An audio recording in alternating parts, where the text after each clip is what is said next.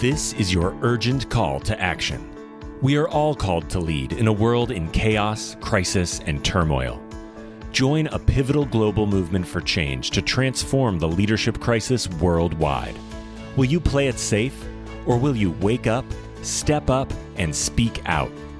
Like Nelson Mandela did for South Africa and the world, we need a radical new way to think, act, and lead, leading boldly into the future.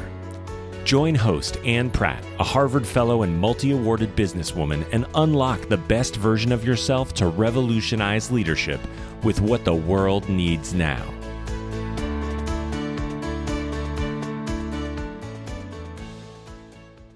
Greetings to all you future bold leaders. Thank you for joining us from around the world.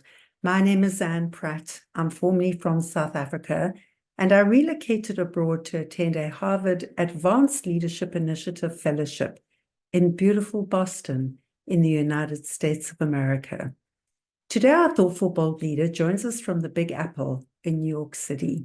He is a globally recognized tech entrepreneur, investor, former managing director of a venture capitalist firm, board director, and business advisor. He built and founded the digital transformation practice for Accenture, a Fortune 500 information technology services and consulting company, led their corporate strategy and their international expansion practice. He also built the world's leading smart product ecosystem, which enabled the digitization of trillions of physical products. He served as a board director and chair of the Science and Technology Committee for Nortech Systems, chair of the board for Empower Her, and president of the New York chapter of the National Association of Corporate Directors. Stay tuned as he shares more about how to make sustainability sustainable. What is the distinction between technology automation and technology transformation, coupled with examples of technologies and industries? And why and how Nelson Mandela's leadership is relevant today. We warmly welcome my colleague and friend, Ryan McManus, and welcome to Leading Boldly into the Future. Ryan, thank you so much for joining us. This is such an important conversation. I'm so happy to see you again. I'm so happy you're part of this discussion. I'm delighted to be here. Thanks for having me. We're talking about sustainability. You know, there are a lot of different terms and people have different perceptions of these things. And I know that sustainability has sometimes been defined as meeting the needs of a current generation in a way that doesn't detract from the needs of future generations. And in so doing, typically there seem to be three pillars to that: balancing economic growth, environmental care, and social well-being. I was curious to hear, you're a technology expert. What is your definition of sustainability? Well, I think sustainability hits all of the aspects that you mentioned. It's also, in a certain way, a very simple term to describe optimized business performance. And I don't mean to demote in any way all of the very important climate goals and carbon goals and social goals. All of those are of a piece and all of those come together. But I think what we're finding is that the leading companies in terms of business performance are also the leading companies in terms of ESG. Right. And part of that is because they can afford to invest in ESG, but part of it is because they've made strategic and operating decisions and technology decisions that are allowing them to do different things, to do things better. And I think that that's really something important for leaders to understand in terms of the opportunity. Because I think too often ESG is considered something that we have to do, something that's nice to have. You know, we had corporate social responsibility several years ago. For many organizations, that was sort of an add-on, right? It wasn't core. The opportunity here is to understand that we can really do things differently and perform better because of it. And for our audience members that are not perhaps typically, business people and talking about ESG, which of course is environmental, social, and good governance, could you expand a little more for us around ESG, the principles, the framework? Sure. So ESG, again, it's environmental, social, and governance. And what we've seen in the last, certainly in the last couple of years, but for several years prior to that, 20, 30 years in the making, has been a real evolution of attention from different stakeholders to these different parts of the economy. And in particular, how large institutions are making decisions in a different way. Right. So we've always had shareholders. We have a much broader stakeholder audience now, just in terms of the business domain, that we also are sort of evolving to consider more. And so underneath the E and the S and the G, there's different sorts of frameworks. There's different models, expectations. There's different standards bodies, from the UN to the European Union to sort of nonprofits who are looking to drive change. There's thousands of different groups that are really trying to create standards or collaborate on standards. It's actually quite complex from a leader's perspective to understand all of the different moving parts. And then there's levels upon levels to go into. So there's quite a bit of work to do to understand the full remit. Yeah, and to what extent, Ryan? I mean, to that point, there's incredible complexity, as you say. To what extent have we made progress in streamlining these different standards so that there is a standard that is understood by people globally? I'm not sure that we've made all that much progress. In fact, my observation would be that in the last few years, it's become more complex as more groups have become more vocal and more recognizable in the space. I think that's part of the opportunity for a leader, is to sort of understand and appreciate this complexity, but chart a course with clarity in terms of what are we really trying to achieve. Because if we try to hit every metric that's being thrust upon us, then it's largely a losing proposition, and we'll get caught up in complexity very quickly. However, if we take the opportunity to understand what we can do differently, what we can do better, what will move the needle in terms of scope 1, scope 2, scope 3, just on the environmental part of ESG, on the climate side, we can craft a very compelling strategy that will take us forward while this sort of quasi-regulatory environment shakes out, right? Because eventually there'll probably be some standardization in terms of standards themselves, and we'll have much clearer guidance in terms of what's expected of our organizations. But in the meantime, there's plenty to do, right, in terms of anticipating where those could go, but also making some changes to our strategy and approach. Yeah. And I was curious about the term sustainability. So can you share with us what you mean by sustainability? So my observation on some of these topics is, when the going gets rough, we have a tendency to revert, right? We go back to how we always did things. We go back to our previous sorts of assumptions in terms of operating capability, in terms of tertiary emissions, or whatever the specific sort of context may be. And we've been in an increasingly difficult context for the last several months, be it with inflation, be it with geopolitical conflict, be it with any number of things that are facing ongoing supply chain issues. Energy price is a big one, energy price escalation. And so my concern is, if there is real benefit, and I believe that there's real benefit, if sustainability or other ESG topics, if sustainability has not been brought into the core strategic conversation, but rather it is something that we feel like we have to do, right? We have to address it because of different pressures. But again, when the going gets tough, we sort of come back to stage 0. Yeah. So my observation is that if there's a way to really tie sustainability to, again, business performance, financial performance, operating performance, then we can make sustainability sustainable in a very interesting way. And we're actually not even doing it because of the external pressures coming at the organization. We're doing it because it makes good leadership sense. And good business sense, right? Exactly. Yeah. Yeah. So do you have a practical example? I mean, I know you're an investor, you're a tech entrepreneur, you've founded a number of very successful businesses, technology related businesses.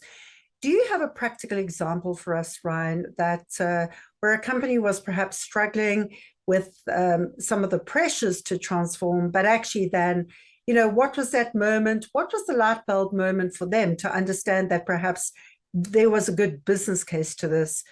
Can you describe that context, when that was, what the light bulb moment was? Absolutely. And I think that there's something very interesting in the patterns that I look for. And this really is the intersection of, another dynamic that everyone will have heard of by now, digital transformation, which is largely about transformation and automation, but bringing new technology in to enhance our business models, to bring new value to market. So the intersection of these emerging digital capabilities and our ESG goals. So there's two or three things that come to mind immediately.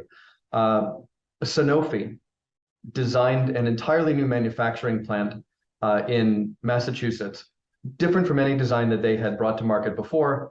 And by virtue of using things like real-time supply chains, Internet of Things platforms, serious automation, all of the different capabilities that we are very familiar with at this point, they were able to achieve really staggering operational results for that plant, approaching 90% energy efficiency, 90% less water usage, 90% reduction in raw materials usage, which is a pretty staggering number.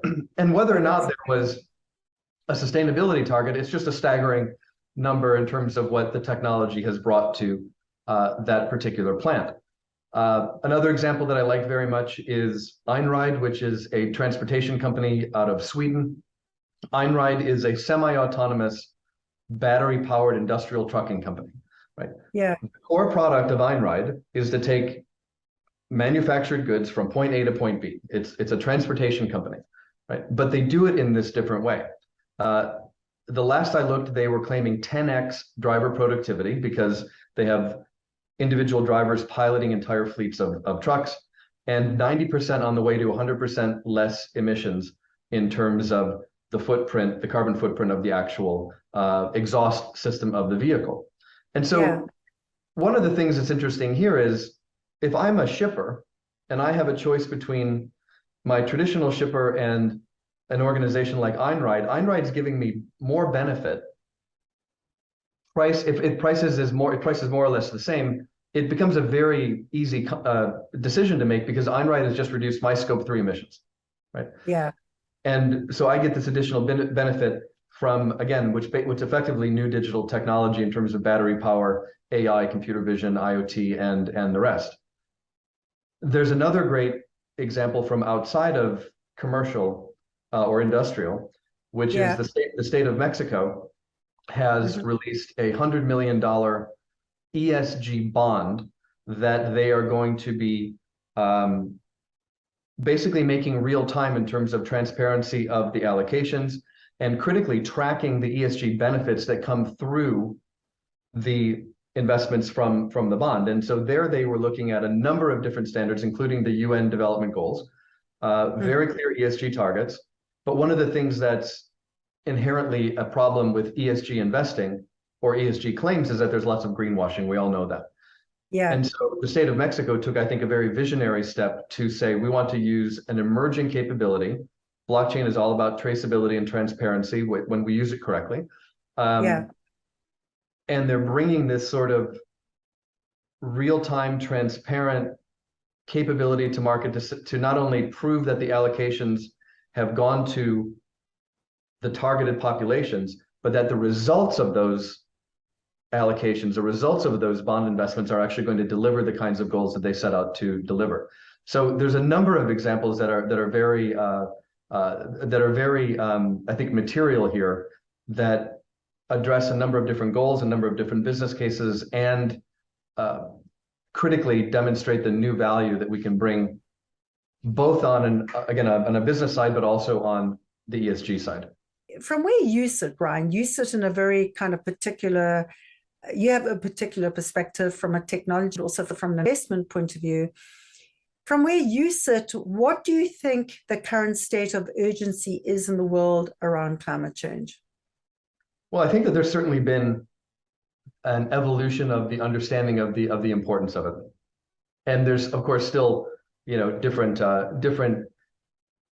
different groups claiming different sorts of positions, but I think that there's been a real step change in the last 2 years in terms of what I've been watching around urgency, around opportunity. And I think it's coming. What's interesting is that it's coming from a number of different domains. It's not only coming from the regulatory sort of agencies around the world. It's not only coming from national governments. It's coming very much from grassroots. It's coming from shareholders. It's coming from boards, which brings the G of the ESG into this, the governance. It's coming from customers. And so effectively, individuals are voting with their talent. They're voting with their investments. They're voting with who do I want to do business with. I think that the talent implications here are very powerful. Unilever has published the number of, I think that they receive approximately 2 million applications a year for employment at Unilever. And I believe that the number that they've quoted is 75% of the people who joined say that they joined because of Unilever's mission around these kinds of ESG related goals and ambitions.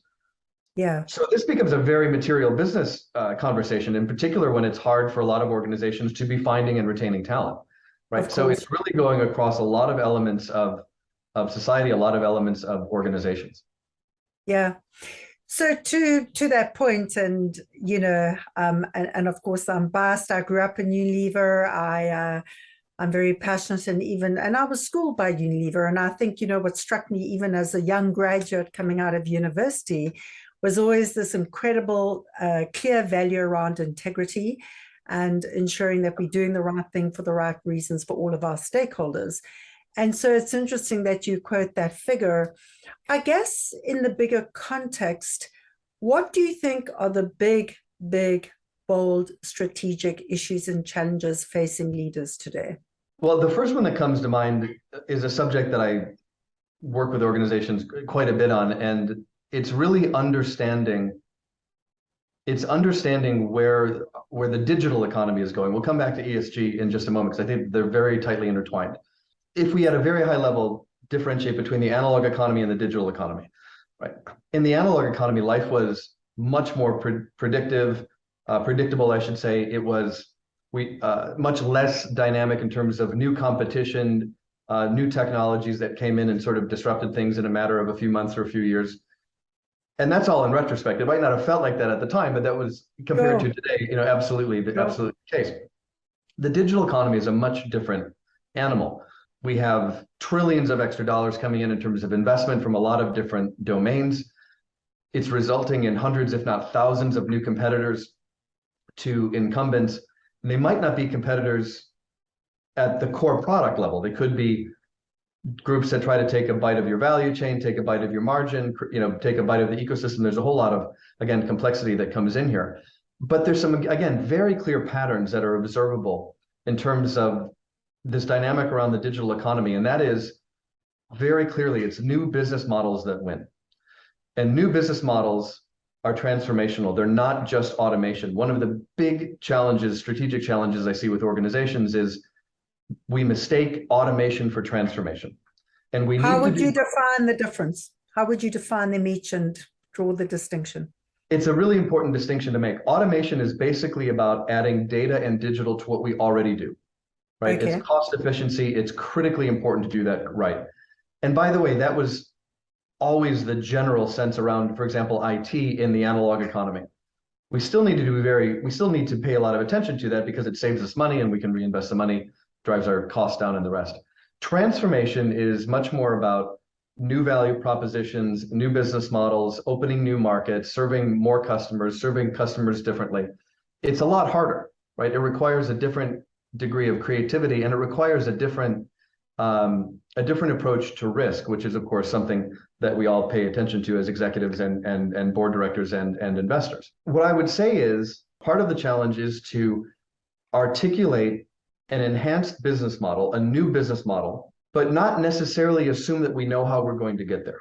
And that's a relatively new muscle that leaders and organizations need to be comfortable developing. Because again, in a more predictive, slower market, we could know exactly left, right, all the steps we needed to take. In the dynamic market, the speed that we're all dealing with, which I think is not slowing down, on the contrary, it's more about creating an approach that allows us to continuously transform, continuously learn, continuously experiment, but it also requires a willingness to experiment and not get everything right. Now, part of that bold vision, coming back to the ESG conversation, I mean, in my view, ESG is effectively or largely a derivative of the shift to the digital economy. And the reason I say that is because we can't have transparency on current ESG performance without data. And thirdly, we can't report transparency across not only our own operations, but again, scope 1, scope 2, scope 3. We can't have the reporting without the new data platforms and new communication. So it's largely something that can and must be instrumented by digital technology, as other value propositions have been. But again, I think that intersection of a bold vision, understanding or articulating new ways of looking at the value we can bring to our customers, new outcomes we can bring to our markets, and meshing that together with our ESG approach, I think that's a very powerful recipe for leaders going forward. And are there any other challenges that particularly stand out for you? Again, I mentioned the geopolitical shifts are, I think that we're at the beginning of a new phase in terms of, for example, we're looking at the deglobalization of the internet in many ways, and the impact that that's going to have on communications, on political relations, on supply chain is yet to be determined. And that's after 20, 30 years of nothing but more globalization, more interconnectedness, and we see that starting to fragment. I think that there's lots of demographic shifts that organizations need to be paying attention to. I think that there's a lot more that organizations are looking to do with their talent strategies and their talent engagement. And it really is the other side of the coin from that bold strategic vision in the following sense. The best talent knows what good looks like. They know what a good business strategy looks like. They know what a good ESG strategy looks like.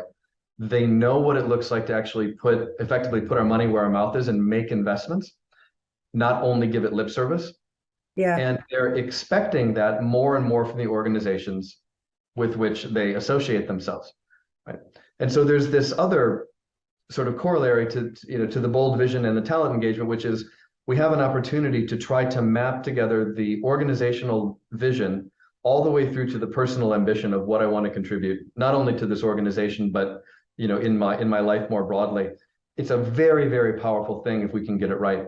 And I think it largely helps to address some of the current challenges that we're seeing in terms of talent engagement and recruitment. Yeah, that's a good point, actually. I was wondering if you could, again, just, for our audience, make that distinction between the analog economy and the digital economy, just in terms of very simple terms, but also, do you have an example in each of where an organization has perhaps automated but not transformed, and then a different example of an organization that's gone the full scale of transformation? So if you could just draw the distinction between the two initially, and then give us an example of each. Sure. So in terms of the analog or the digital economy, it's obviously a term that I use just to simplify some of the shift. The analog economy was largely marked by a relatively consistent set of competitors, a relatively sector consistent growth, growth path or growth rate, I should say, limited disruption in terms of new entrants, and again, just relatively stable businesses. And as far as the sectors themselves were stable. Yeah. At the same time, there was also a very established investor class, right? And there weren't thousands of different kinds of investors. It was a relatively stable investor class doing relatively similar things in terms of capital outlays to different organizations. One of the shifts that we've seen in the digital economy is that we now have more angel investors, more venture capitalists, more corporate venture capital players, more sovereign wealth funds, right? More individual people trying to play in this market. So we have this exponential growth of capital or sources of capital, which is looking for a home, and it's going into a lot of different areas. It's not only the incumbent companies, it's obviously startups, it's ecosystem funds, it's ESG investments, it's any number of different kinds of areas. And of course, we always had a multitude of investment opportunities, but in terms of company investments, there's just more kinds of models to be going after currently. Now, part of that was, of course, marked by just a lot of capital, a lot of cash in the global economy.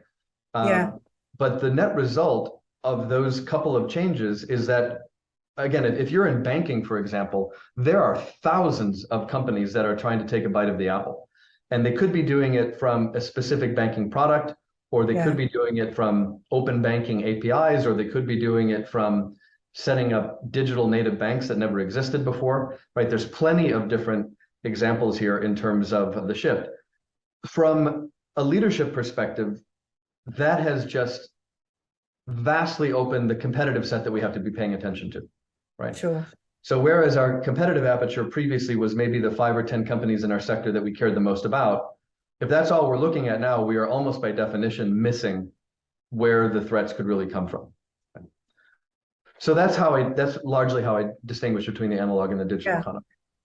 And an example each, I mean, your points around automation versus transformation. So is there an example of an organization that thought they were transforming, but actually were just automating?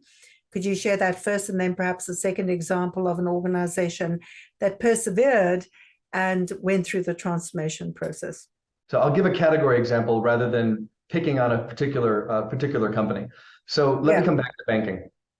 So automation in banking is largely access to online accounts, not needing to go to the tellers too often. And of course, this is an example that's going back, many, many years now. Sure. It's about different user experience, making it easier to buy and sell financial products, those sorts of things. The transformation in the banking sector has a number of different flavors to it. On the one hand, we see, for example, entirely new organizations that never existed before. By the way, in many cases, founded by people who were not bankers before they founded the company, who came to market to do a couple of things. We are going to take X% off of the margin that you're paying, right? And we're going to serve, for example, populations that never had access to certain kinds of financial services and products. So it's not necessarily competing on a product basis, it's competing on how are we defining the market? How are we improving accessibility to products and services? And some of these groups have grown into the hundreds of millions of both investment, but then into the billions of actual, value of the organization. So if I'm in banking, every dollar that's in those companies is a dollar that's obviously not part of my organization, right? And so automating what we already do did not actually make the difference in as far as bringing new value to new markets made the difference. And again, there's an evolution here in terms of how we think about things. But I am curious, just to take that example. I mean, if we could turn, I'm curious to hear what your thoughts are. And it's a topic that we discussed when we were last together in Boston, was just these, an example of how you would go from automation to transformation. In higher ed, in education or leadership education and development, what in your mind is the model of automation versus transformation? What would help disrupt the sector from a transformational point of view? So I'm not an expert in the educational sector, but I'll apply a model here, which I think really describes part of the strategic journey that leaders need to take. So let me back up a little bit. We hear a lot about client centricity, customer centricity. And if you ask leaders what that really means to them, as often as not, you'll get a response that customer centricity basically makes it easier for our customers to buy our stuff. Okay. Now, of course, that's important. We all have to sell and we all have to deliver. But I think that there's an opportunity, and technology really enhances that opportunity to understand more the outcomes that our markets are actually trying to achieve, that our customers and our clients are really trying to achieve. And this is part of the disruptive recipe for organizations that come into a sector that hadn't previously been there. They're actually not focused just on the product or service.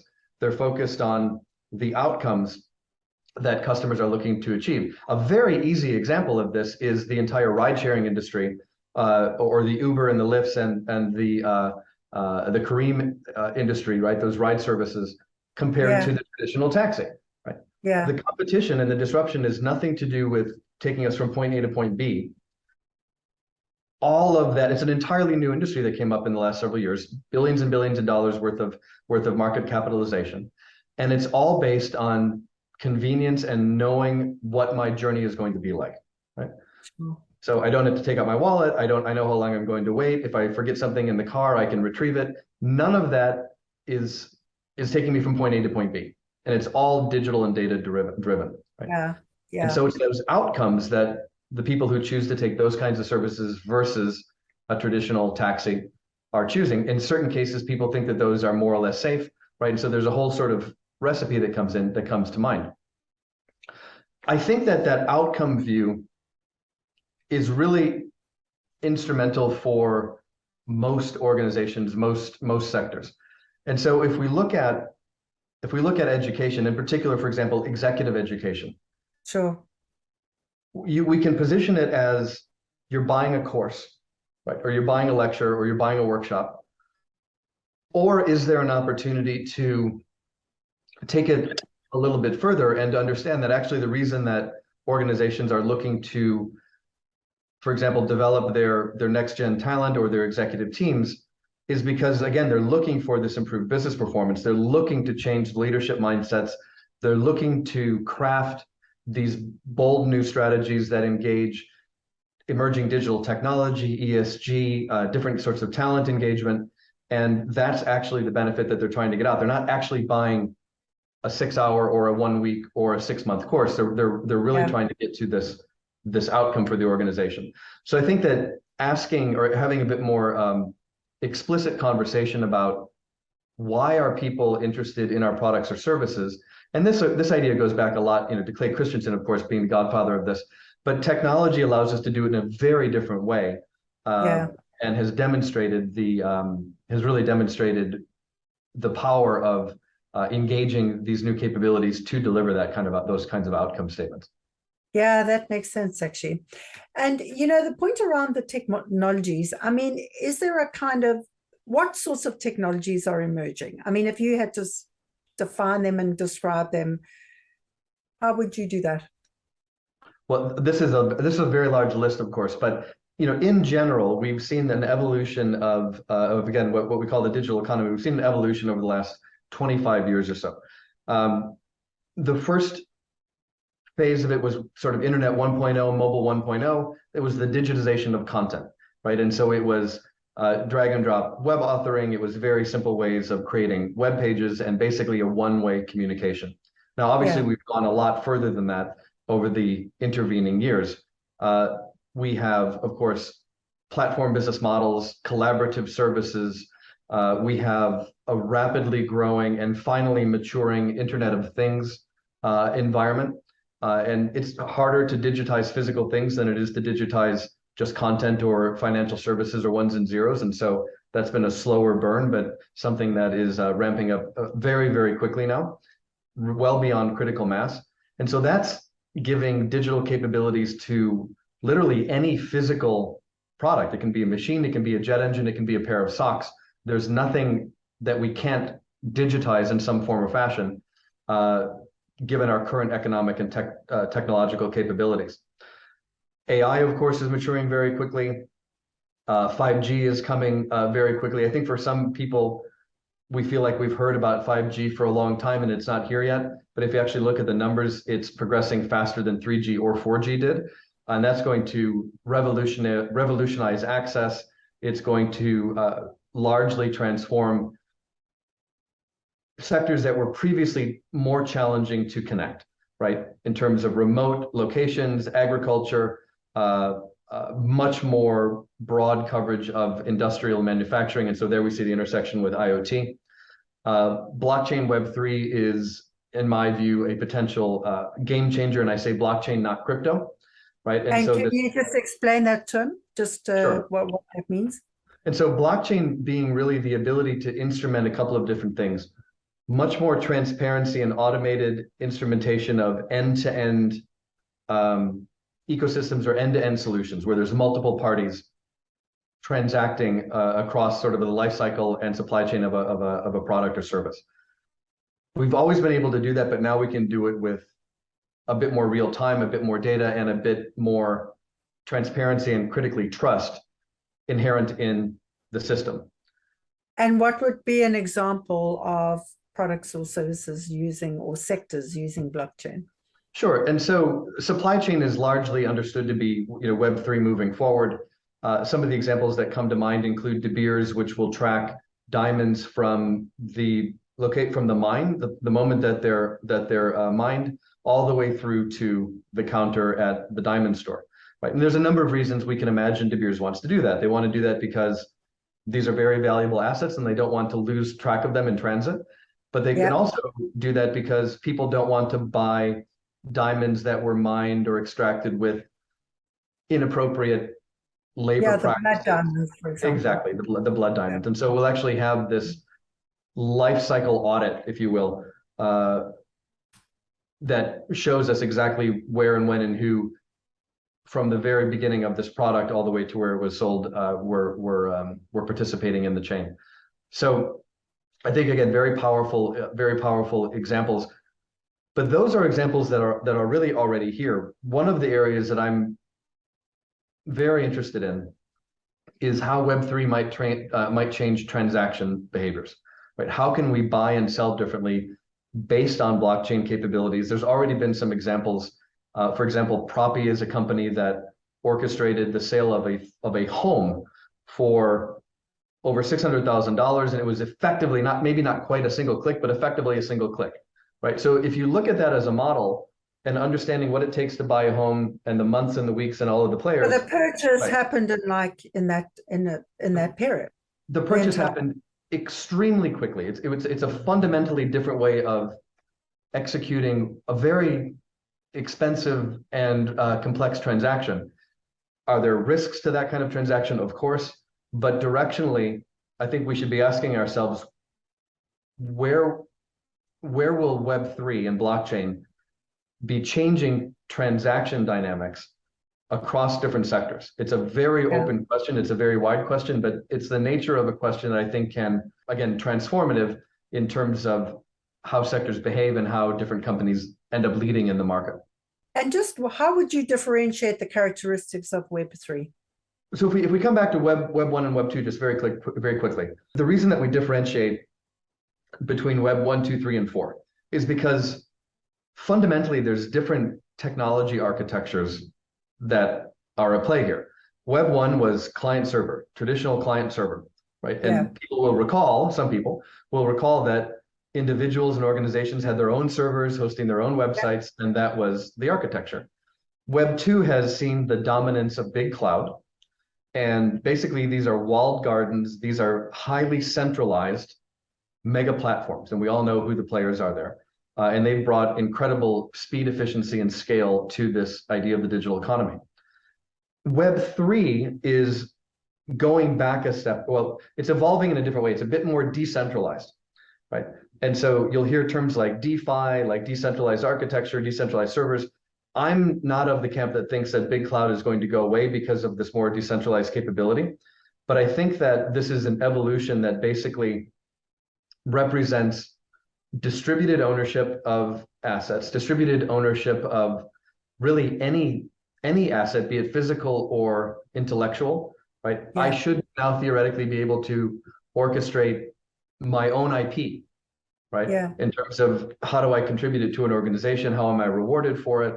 And we've seen a lot of those kinds of developments from across different, again, talent groups for some time emerging, but directionally very interesting. Web 4 will be another evolution of the architecture. It'll be much more autonomous.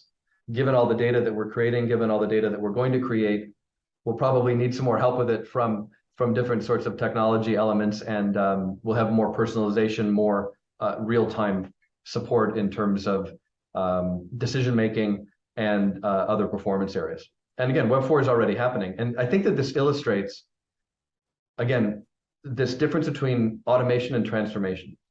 Yeah. Transformation is not saying that we're at point A, we transform, we're at point B, and we're done. Transformation needs to be a continuous capability that leaders are always challenging assumptions, always challenging anchors, always asking the next questions. What can we do differently? with these new digital and data capabilities, be it in ESG, be it in our core operations, be it in bringing new value to market. It's an ongoing skill that organizations need.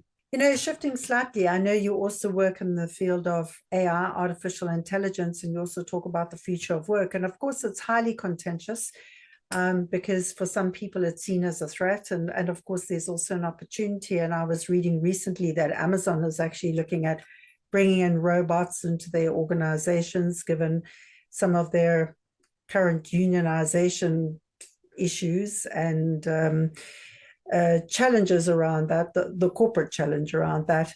What is your view around artificial intelligence? How do you define it? And how does that relate to the future of work? So I have a very simple definition of artificial intelligence, and which is the following. AI basically refers to computers, machines that think, act, and see like humans. Not exactly like humans, but similar to humans. Right? And so I do think that there's still a premium on human ingenuity and creativity. It's one of these areas that can be very scary to people, because I think that there's a legitimate concern that we're going to be automated out of our jobs, right? And so there's this feeling of insecurity around the technology, and of course that has happened historically with any sort of technology evolution. I will not diminish the concern. It's absolutely going to happen in certain sectors. I think that as concerns future of work, there's a few things to keep in mind. One is a particular organization, how we intend to use AI, and then how do we transparently show the benefits that we're trying to bring to market. And if we have a context where people are nervous about it, what are we doing to either retrain them, reskill them, position AI so that it's something that we do to augment their performance? Again, I come back to the best talent knows what good looks like, and the best talent wants to work typically with the best tools, right? I want to be the most performant. I want to optimize my execution. Not everybody feels like that, but certain people do. And so AI, I think, can be, it's like any other technology. It can be used for good. It can be used for not so good. We see AI creating new cyber attacks. That's on the not so good side. We see AI potentially damaging different jobs. How do we take care of those people is, I think, part of the future of work conversation. In my view, future of work is a lot of what I've seen and heard about future of work falls into this automation camp, right? What are the new tools? What are the new capabilities? And again, it's important, but I think it's only part of the story. Mm-hmm. Future of work is also coming back to this conversation around what is the new value we can bring to market, both in terms of business as well as coming back to ESG kinds of benefits. How do we take advantage of the opportunity of these new tools, these new capabilities, including AI, to, for example, train our people faster, to give them more opportunities to grow the business, grow the organization in a different way. So again, I think that there's room for a very explicit strategic intent for how we plan to use AI, and where there's displacement, how are we going to take care of that population? Sure. And this is leadership mindset. If we just say we're going to bring in AI, then I think that leaders will quickly see some pushback, and we've seen that in many examples. Yeah, and just the technologies, Ryan, that you're aware of or have established investments in, etc. What are the key technologies that are really helping the planet right now in terms of meeting the climate goals? So it's interesting. There's a combination of sort of established digital technologies and really emerging technologies that I think are intertwining. So we've done some work, for example, to look at an end-to-end enterprise operating model, from sales, talent, operations, supply chain, even things into like accounting and the C-suite, basically the entire structure of a company. And you can map different ESG friendly technologies to nearly every single node in that operating model. The point being that there's a huge wave of technology that's already here. I mentioned the Sanofi example previously. That's all based on existing tech, right? Yeah. But more and more, we're seeing, first of all, an explosion in venture capital into, for example, climate tech, carbon neutral, carbon friendly tech, other sorts of social tech. And when I say an explosion, I mean, multiple times more money going in this year and last year than any sort of year previous. So when I look at that kind of dynamic, one of the questions I ask is, okay, so what domains is it going into? There's a lot going into carbon. There's a lot going into different sorts of manufacturing materials, be it plastics, algae, water conservation.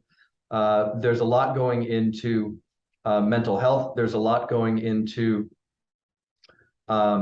different ways of having, for example, managing recruiting to avoid bias. But there's really activity across every aspect of again, this idea of functional areas in the organization. Supply chain has a lot of technology going into it. And so if you do the research, you can actually get to a pretty interesting mapping of an organization to these emerging capabilities. And you can start to ask yourself, where might this go in 3 to 5 years, right? Sure. Because a lot of these are relatively small companies, but demonstrating some very interesting directional capabilities. And so where do we want to place our bets, and where do we think that some of this emerging tech can make the biggest difference? And of course, that pairs with the Internet of Things, the sensors which track emissions and track electricity usage and track all of these things that we need to pay attention to, the AI that allows us to optimize the performance of these kinds of capabilities. So it all blends together in a very interesting way. And for the ordinary person sitting at home, what is it, do you think, they can and ought to be doing in order to play their part around helping the planet? Well, I think if people are interested in this, there's a lot of actual consumer products, consumer technologies that are coming to market more and more. And you'll also notice that a lot of businesses that are B2C or consumer-facing businesses are really touting their ESG bona fides. So Shake Shack in New York, they're starting to use straws in their milkshakes that were created from recaptured carbon, right? So does that influence why you want to buy a milkshake? Maybe or maybe not. But it's an interesting sort of branding decision that Shake Shack has made in order to, again, tout their ESG strategy. Yeah. There are companies that have come to market in terms of transparency of chemicals within the products, having refills sent to your home for things like soap and shampoo and detergent instead of having to buy the big plastic bins all the time. So we can look at our buying behavior, and I think more and more there are alternatives that are being made available to us. Yeah, no, that's great. Shifting gear a little, you've had a remarkable career, very diverse, and of course, it's very interesting. What would you say has shaped you over the passage of time, from your young life into your business career, your investment, your entrepreneurial, your board positions, what has been the trajectory? How did you get from where you were to where you are? So I'd say that there's a few things that have been consistent. One is I've always been interested in building things, right? And so I am not an engineer. I used to be able to code. I certainly can't code, to the degree that the great coders can do today.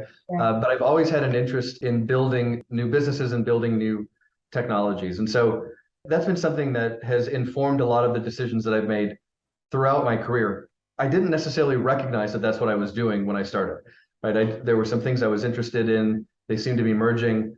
I was part of building some of the early websites, and it looked like an interesting project, something that was compelling, and so I started working on it. But in retrospect, that's been one of the golden threads, I suppose, through my career, is this blend of trying to understand the emerging technology capabilities and then creating new businesses around them. And I've had the opportunity to do that in the context of very large organizations, with startups, as an investor, and as a director. But it's largely the same kind of application of the interest, but of course you get more experience over time. So I think that that's one. In order to do that, again, without necessarily thinking about it at the time, Yeah. You really have to have a learning orientation, right? Because by definition, if you're looking to build something new, you have to learn about it as you go. And so Sure. that I think is very important for people who are interested in this kind of work to be comfortable with. Most of the time, we didn't know how things were going to go. We had a theory, we experimented, things work, they don't work, it's okay. You're sort of making progress across this portfolio of experiments that you're driving. But it's a very different career and it's a very different lifestyle than the more well-trodden paths, I'd say, right? And the world needs both. I don't in any way think that there's one better than the other, but I know the difference in terms of the path, and you do sort of ping pong a little bit Yeah. on one more than the other, and so there's a different risk profile, of course, that accompanies it. But I think that again, I wasn't necessarily conscious of this builder interest, but in retrospect, it was very clearly part of the ambition. The other thing I've had the opportunity to do, which was of paramount interest to me, especially when I was younger, is I wanted to work internationally. So I've had the opportunity now to work on the ground in 50 countries. I've worked globally since I started my career. Got very lucky with my first boss and my first team that gave me that opportunity, and really pursued that interest, and in particular how it intersected with digital. And it turns out that And the which two are largely company was intertwined. that, So, by the way? I Sorry, beg your pardon? which company was that? So that was Anderson many years ago. Anderson.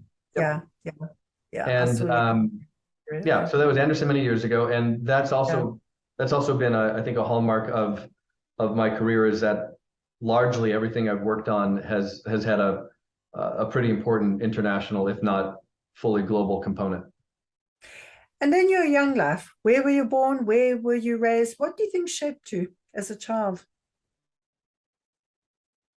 So I was born outside of Chicago in a town called Lombard, Illinois, and I think like a lot of people, what shaped me was the people that I was surrounded by, right? And so it was family, it was neighbors. I had the great privilege of growing up in a very close-knit community, very close-knit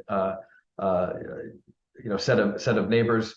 We had a wonderful public school with teachers that really worked very hard on behalf of the students and helped us to see things in a different way.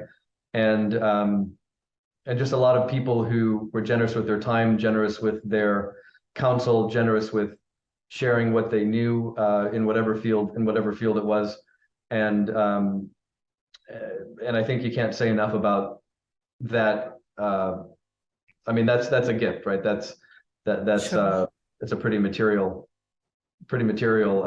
or that's a gift. It's a wonderful opportunity to have when you're growing up. Yeah, absolutely. And do you think that's where the learning mindset came from? I mean, were your teachers and mentors at school, how did they encourage that? Well, I think it really started for me. It started at home. I remember my parents buying encyclopedias and books, and at the time, what was cutting edge sort of children's learning tools, and they always were bringing this into the house. And my parents were also very active with the schools that we were attending, and so it was really part of the culture of the home, and I think a real dedication to that being part of the role that they wanted to play, right, was to instill a love of learning, to support it, to sponsor it. When I look back, I'm not entirely sure how they were able to do everything that they did, but I think that it has to start, and it has to start for most people. I think it has to start in the home. Yeah, yeah. And again, just shifting slightly, talking about a global leader that we've both had, a lot of admiration and respect for, Nelson Mandela. Can you take us back to a moment in time, a specific moment, either watching a film, reading a book, watching television? Is there a particular moment that comes back in mind for you where you were struck by Mandela, his life, his leadership, and his legacy, any of those? I mean, is there a particular moment? When was it? How did you feel at the time?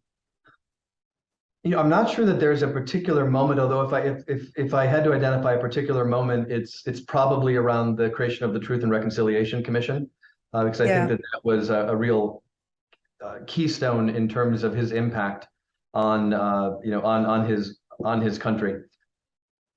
But more broadly, I think that there's three things that Mandela showed us that are really indicative of the kinds of leadership behavior that regularly win.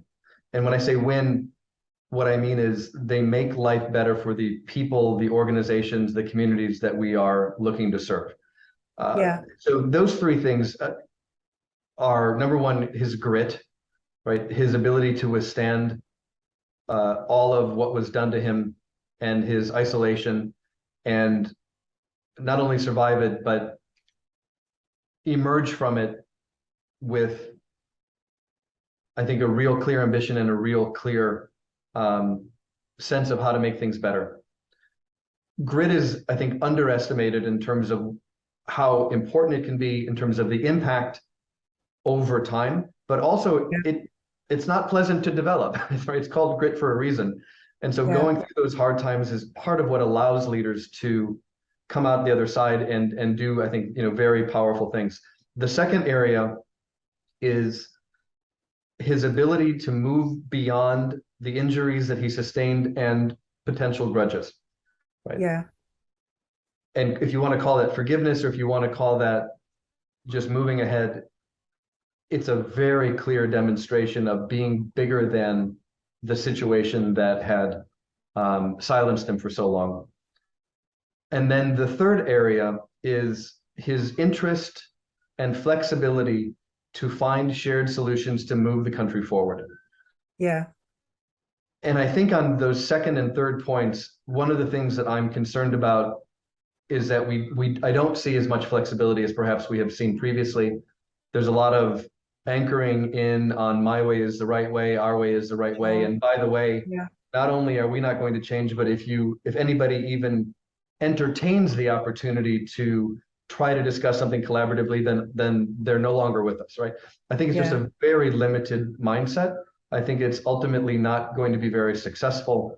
And I think that the world is very hungry for leaders that can put their own personal interests aside. And some of the things that Mandela did, they were not things that he wanted to do, right? But he yeah, understood that in order to make a difference and make a positive change, that he had to find that shared way forward and bring a much broader population of people together. So I think, again, across those three things, it's just an incredible illustration of what leadership can do. And is there an example of one of those things you thought he put aside for the greater good? And do you think his leadership is still relevant today? The one that comes to mind, I'm not a Mandela expert in any way, but the one that comes to mind is Mandela's economic perspective was much more towards the socialist communist lens. But in order to get South Africa on the right footing, he had to do more, again, collaboration with people who had much more of a capitalist sort of orientation, right? Yeah, And so, and I understand he felt a lot of pressure from different communities on that, perhaps being being accused of letting them down.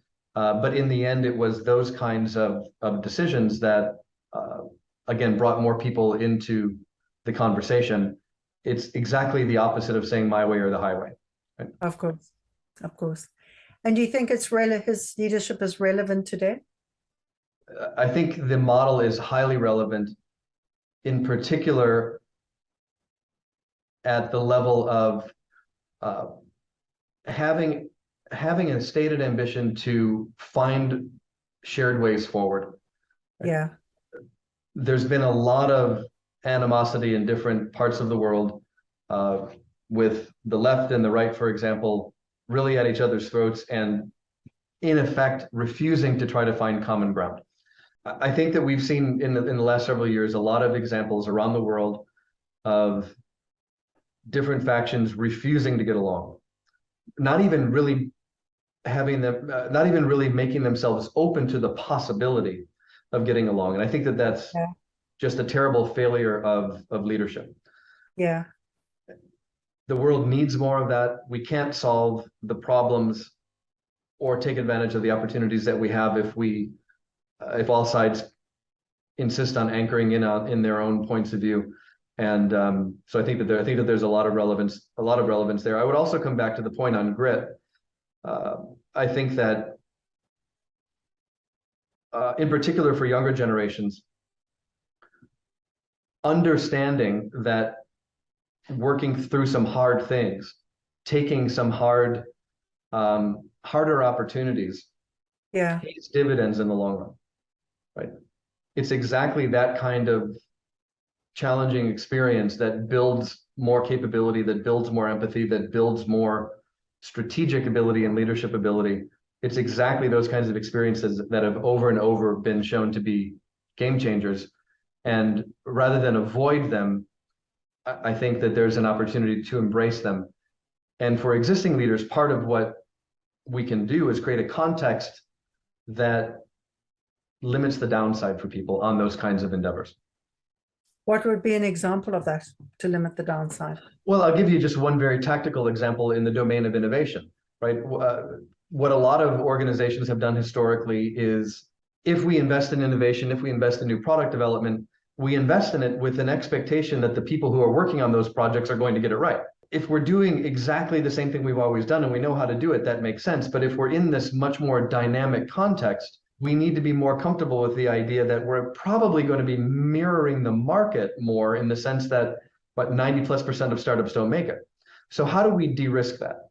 Well, we de-risk it in a number of ways. We don't make big bet innovation budgets, right? We seed funding and we iterate the budgets and we step-by-step fund as progress is shown.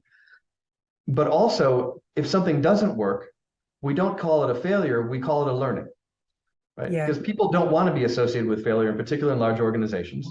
There are very specific contexts where having failed is very relevant, but it's not most contexts to my experience. And so let's bonus the people whose project didn't work. Now, you don't bonus them to the moon, but you bonus them a little bit as an indication that we appreciate the effort. Again, assuming that they worked very hard and they did their best, because not every experiment is going to work. Right? And critically, we give them, we give them a place to go after those kinds of projects are perhaps put on the back burner. Yeah. Any final thoughts, Ryan, around what in your mind is the future of leadership? What is required of leaders in the future? And any final thoughts around what you think Nelson Mandela would say to top-end leaders today? So I think the future of leadership it's already demonstrating itself in this way. It's really about managing through an increasing amount of complexity, be it technological complexity, competitive complexity, ESG complexity, having the courage to articulate a bold vision. And that's not the hard part. The bold vision is not the hard part. The hard part is having the courage to learn your way to the recognition or the realization of that vision. And those kinds of capabilities are very different than a top-down command and control, of course. And nobody talks about command and control sort of organizations anymore. But there still is a lot of, I'm expected to have all of the answers. And that, I think, is part of the changing leadership attribute that's really proving to be beneficial. It's not about having all the answers, it's about having all the questions. And it's about being able to bring in this diversity of experience, demographics, capabilities, skills, mindset to have the conversation, drive the experiments, but then as the leader, I need to make the decisions, or we need to articulate the right way forward. And once the decisions are there, then we're bringing the entire team with us together. It may sound simple, but again, when things get hard, there is a tendency to sort of fall back on the old ways of behaving. And the world is just too complex, and there's too many different skills right now for any one individual to think that they have all the answers. It's just no longer possible, if it ever was. But certainly in this digital economy, it's less and less possible. And so having these conversations with a broader portfolio of skills and experiences, I think is very powerful. And then understanding the difference between transformation and automation. critical. It's easily the thing that I see is the biggest differentiator between growth and sort of maintenance. And then in terms of understanding our role as leaders, not only to lead our organizations, but the impact that our organizations make on our communities, on our marketplaces, on our customers, and broadening our understanding of what that impact is I think a real opportunity for most organizations. That's pretty powerful, and that makes a lot of sense. Any final thoughts you think around what Mandela would say to top-end leaders today? Well, I think what he would say is there's an opportunity to understand each other better and to try to find ways forward together that improve what we're looking at today, right? I think that the nature of the conflicts, the nature of the challenges that we have currently and ahead of us they're not small. They've never been small at that level.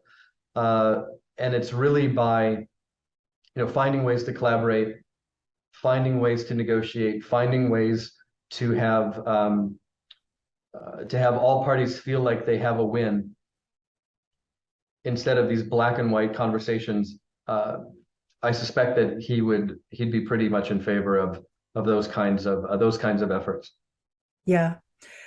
Ryan, thank you so much. And thank you for sharing your insight, your wisdom, keep shining in the world.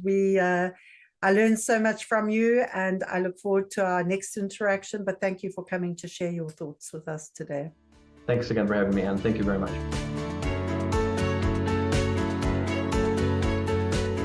Thank you for listening to this episode of Leading Boldly into the Future. Please find links and connections mentioned in this show in our blog, and never miss an episode by subscribing at anne-pratt.com. That's ANNE-PRATT.com. May these insights from inspiring industry leaders, remarkable disruptors, and courageous champions of change bring forth a brand new you, emboldened, empowered, and ready to inspire hope. Come back soon, share with your friends, sign up on anne-pratt.com and join our movement for change. Why? Because the world needs you to lead boldly too.